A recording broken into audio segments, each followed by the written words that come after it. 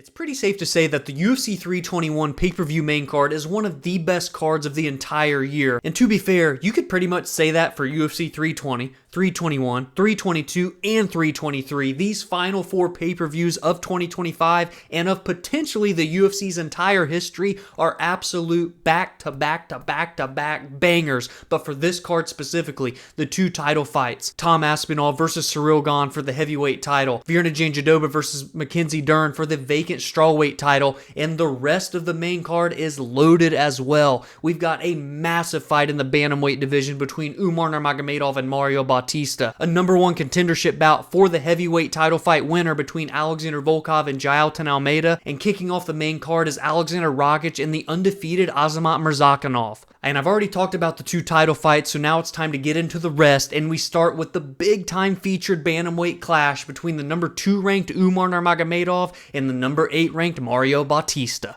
The 29-year-old Umar Nurmagomedov will enter UFC 321 in a spot that he has quite literally never had to face before, and that is him attempting to rebound from a loss, because back at UFC 311 in January, he would taste defeat for the first time in his career, but it wouldn't just come to a bantamweight, it wouldn't just come to a ranked bantamweight, it would come to the dominant champion and force that is Merab Dvalishvili, the Machine, who on that night defended his bantamweight strap for the first time, and since then has defended it 2 more times successfully, and is already slated to defend it a 4th time in this calendar year alone at UFC 323 against Petr Yan. But that's a preview 2 months away. We'll worry about this fight here now. Heading into that fight against Merab, Umar was 18-0 as a professional and 6-0 in the UFC, but one of the big talking points heading into that championship bout was the lack of competition compared to Merab, whose resume is absolutely unbelievable. Because Umar had only gotten 1 ranked win throughout his 6 UFC fights leading into that title fight, and it was against Corey Sandhagen in August of last year in a relatively competitive back-and-forth scrap that would go the full 25 minutes. But that's not to say that Umar Nurmagomedov isn't one of the most elite-level 135-pounders on the planet, and he absolutely showcased those skills as well, because he took the first 2 rounds of that championship fight with Merab before he would absolutely turn the tide and take over for the final 3. And if I'm not mistaken, Umar also suffered a broken hand early on in that bout as well, which is definitely something to take into consideration with how the result ended up going. But now Umar carries something with him that Mario Bautista, his opponent, does not, and that is 5-round championship level experience against the best fighter in the world in their division in Merab Dvalishvili.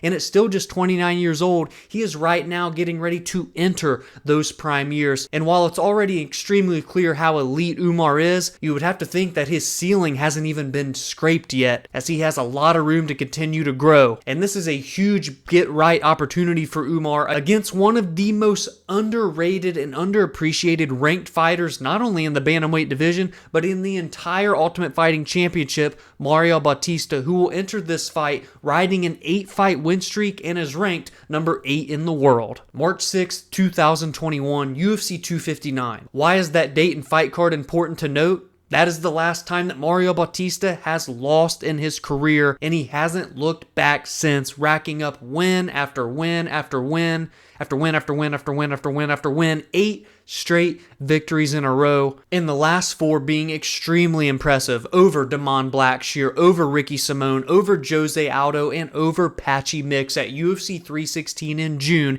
his most recent fight, and dare I say his most eye-opening performance as well, as he would absolutely dominate Mix from pillar to post in what was Patchy's UFC debut. And so now can Mario Bautista spoil hype for back-to-back opponents, because Patchy Mix was highly accredited entering the UFC, as he was the most recent Bellator Bantamweight champion, numerous title defenses, a very long win streak, and Mario pitched a shutout there. And although Umar enters this fight coming off of a loss, you can't deny the hype that is behind him and that last name of his. Being the brother of Usman Nurmagomedov, undefeated Bellator champion, the cousin of Khabib Nurmagomedov, the former undefeated lightweight champion and one of the greatest fighters of all time, and training partner of Islam Makhachev, who currently rides a 15-fight win streak and is challenging for the welterweight title next month. He is a part of one of the most elite and most discussed fight camps in all of the sport today. And as I said, Umar's getting ready to enter his prime, and Mario is in it right now at 32 years of age, and it's showing over the course of these last few years and over the course of this 8-fight win streak. Now can he make make it 9?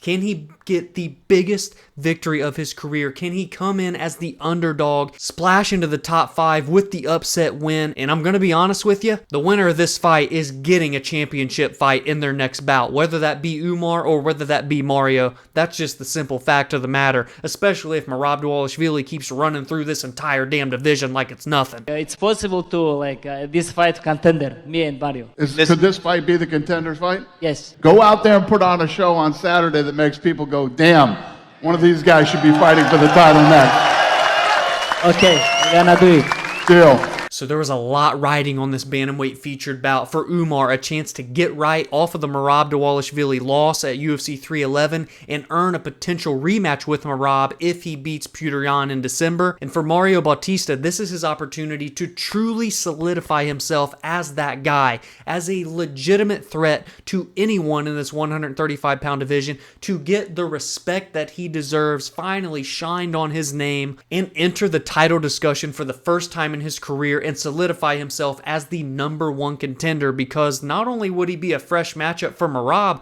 but he would also be a fresh matchup for Petr Yan if he can pull off the upset in 2 months' time. This is going to be an extremely high-level bantamweight clash. It is going to be a technical chess match between these two fighters, with just the slightest of miscues potentially determining the winner and loser of this fight. Don't blink, because we are in for a very beautiful masterclass of mixed martial arts, in my opinion, for this scrap. I talked about in the intro how the main event of UFC 321 is the heavyweight championship clash between Tom Aspinall and Ciryl Gane, and just a few fights below it on the UFC 321 main card is the #1 contendership bout, and the winner of this will get the winner of Gane versus Aspinall, and it is Aleksandar Volkov and Jailton Almeida. Volkov having history with both of the main eventers, and Jailton Almeida a fresh matchup for all 3 of these fighters, and someone that has a lot of momentum behind him and is just one win away from reaching title contention for the first time. Aleksandar Volkov, Drago out of Russia at 36 years old, the former Bellator heavyweight champion, has been a perennially ranked top 15 and top 10 for the most part ranked heavyweight ever since debuting in the organization back in November of 2016, having racked up a record of 12-5 in the UFC over the course of these last 9 years, and will enter this fight having won 4 of his last 5 bouts, and you could argue should be entering this night on a 5-fight win streak and not standing across from Jailton Almeida, but instead potentially standing across from Tom Aspinall, because back at UFC 310 in December of 2024, Ciryl Gane and Aleksandar Volkov would face off against one another in a #1 contendership bout, and Gane would be awarded the split decision victory in a discussion that many people still to this day believe should have been Volkov getting his hand raised that night. And prior to that loss, Volkov would defeat Sergey Pavlovich, he would defeat Tai Tuivasa, he would defeat Alexander Romanov, and he would defeat Jairzinho Rozenstruik, with those last 3 names all by way of stoppage and a decision win over Pavlovich, a very convincing, dominant, one-sided decision win, mind you. And if you look at those 5 losses in the UFC, it is to the absolute creme de la creme. 2 of them are to Ciryl Gane, with one of them potentially not even being the rightful winner. Tom Aspinall back in 2022, Curtis Blaydes in 2020, and Derek Lewis back in 2018 in a fight that Aleksandar Volkov was winning until Derek Lewis's balls caught on fire and he had to get out of there. I'm here with the winner, Derek Lewis. Derek, why'd you take your pants off?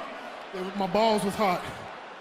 I understand. So now Volkov is looking to get right, get the sour taste out of his mouth from a controversial decision last December that maybe was riding on the borderline of a robbery, and get a big-time win over a surging prospect in Jailton Almeida and solidify himself as a title contender in this heavyweight division. And come 2026, and what will be his 10-year anniversary of being in the UFC, he will finally reach the precipice and get a title shot for the very first time. But that will not be an easy task, because his opponent, the 34-year-old Jailton Almeida, is an absolute freight train gunning directly toward title contention, and if he can steamroll one more opponent, this time Aleksandar Volkov, he will be in the discussion. Almeida started his UFC career in the light heavyweight division back in 2022 following his contract-earning performance on Dana White Contender Series in the fall of 2021, and would even go back and forth for those first few fights in the UFC before deciding to stay in the heavyweight division, and all in all, has fought 9 times with 8 of them by way of victory, and the only loss was to Curtis Blaydes, a longtime ranked heavyweight, where he would be knocked out early in the second round of their fight at UFC 299 last March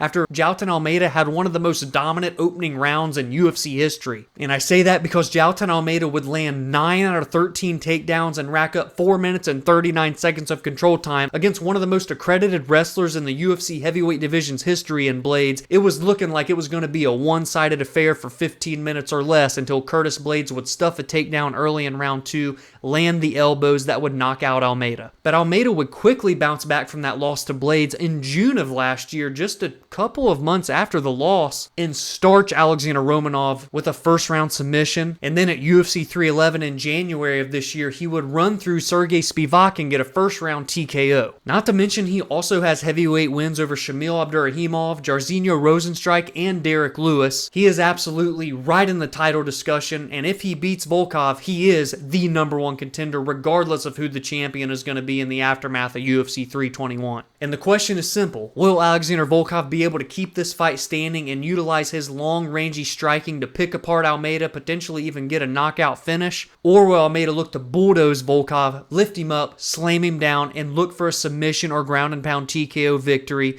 make it 3 consecutive, and solidify himself as the #1 contender instead? And last but not least, from a storyline perspective, is the main card pay-per-view opener between Aleksandar Rakic and Azamat Murzakanov. Rakic is currently ranked number 7 in the light heavyweight division, and the undefeated Murzakanov is sitting at number 10, looking to get into the top 10 of the weight class for the first time. Aleksandar Rakic made his UFC debut in September of 2017 and began his career 6-1, with the only loss coming to Volkan Oezdemir, and that was a razor-close split decision back in December of 2019. So he was looking like one of the more elite-level kickboxers that this division has ever seen, and he was well on his way toward title contention, even bouncing back from that loss to Oezdemir by defeating Anthony Smith and Thiago Santos in August of 2020 and March of 2021, respectively. However, in May of 2022, in a main event on a fight night card against former champion Jan Blachowicz, Rakic would suffer a severe knee injury that would put him on the sidelines for nearly 2 years, where he would face off against Yuri Prohaska at UFC 300 and go toe-to-toe, tit-for-tat in a rock'em sock'em robots war, where he would ultimately succumb to strikes and be knocked out in round 2 against the former champ Prohaska. And then 6 months later, in October of last year, he would lose a decision to Magomed Ankalaev. So all in all, is riding a 3-fight losing streak and has gone 0-2 since coming back from the knee injury. So that momentum that Rakic once held is nowhere to be seen right now. However, he is 33 years old. He is in those prime years, and he has an elite skill set. His kickboxing is second to none. And so I do believe that he is a threat for anyone in the top 15 of this light heavyweight division. It's just a matter if he can get back on track, if he can get that mental clarity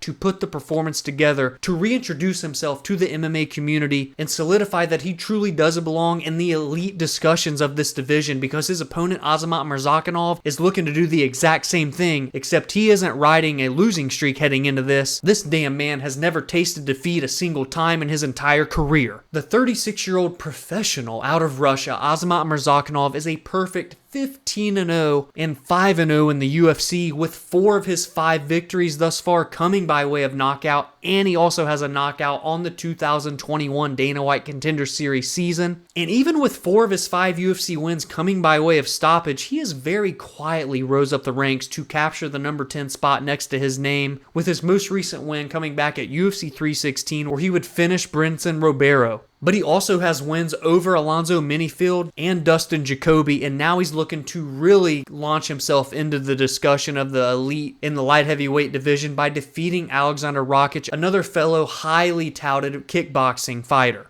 These two men have a combined 29 professional wins, and 20 of those have come by way of knockout. This is going to be a very, very high-level striking affair between these two, and if I had to guess, someone is likely getting put to sleep, meaning that the winner, in my opinion, will be one more win away from a title shot at 205 pounds. And although there aren't any more fights that I want to deep dive into from a storyline perspective on this card, there are some very fun prelim bouts, including Nasrat Haqparast versus Kilian Sakhild, Ikram Aliskerov versus the Iron Turtle Jung Young Park, Ludovic Klein versus Mateusz Rebecki, that potentially has a fight of the year written all over it. Don't sleep on that one at 155. And the number 15 ranked Walter Walker is looking to extend his win streak to 4 and make them all by heel hook, as he is taking on short notice opponent Louis Sutherland, because we know that just a couple of weeks ago Walker was slated to take on Muhammad Usman, but the fight had to be pulled due to Usman popping for PEDs. And a fight that I don't feel is going to get the respect it deserves, but will be a low-key banger in the featherweight division, is Nathaniel Wood out of the UK taking on Jose Delgado. So that is it for the UFC 321 breakdown, and I want to get all of your thoughts, your predictions, and your bets for this card down in the comments below. And if you enjoyed this breakdown, please be sure to drop a like and subscribe to the channel if you are new, because we are currently on the road to reaching 1,000 subscribers, and the goal is to hit that milestone before the end of the year, so any and all support is greatly appreciated. Alongside with breakdowns of the biggest and best fights heading into each card, I also recap the most meaningful results in the aftermath and give my thoughts and opinions on MMA news and fight announcements. You can also join the discussion on social media at Verbal Spar MMA on X, Instagram, and TikTok, as well as like the Facebook page Verbal Sparring MMA,